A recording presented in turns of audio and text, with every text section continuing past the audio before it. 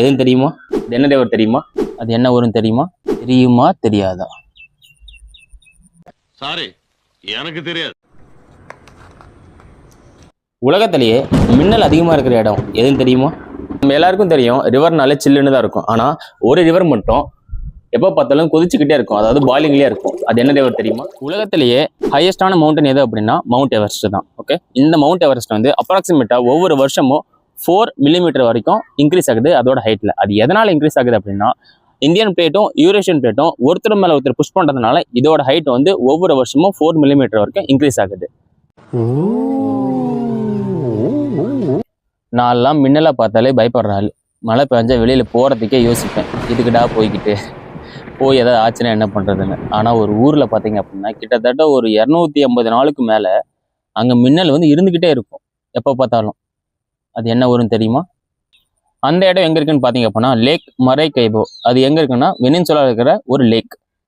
இந்த இடத்த தான் லைட்னிங் கேபிட்டல் ஆஃப் த வேர்ல்டுன்னு சொல்றாங்க.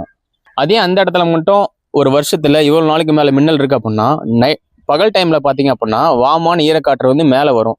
அதே சமயம் நைட் டைம்ல மலைகள் இருந்து குளிர்காற்று வந்து கீழே விழும். ஸோ இது ரெண்டுமே மோதும் போது தான் பெரிய பெரிய தண்டர் ஸ்டார்ம்ஸ் வந்து உருவாகிறதுக்கு ஒரு முக்கியமான காரணமா இருக்கு.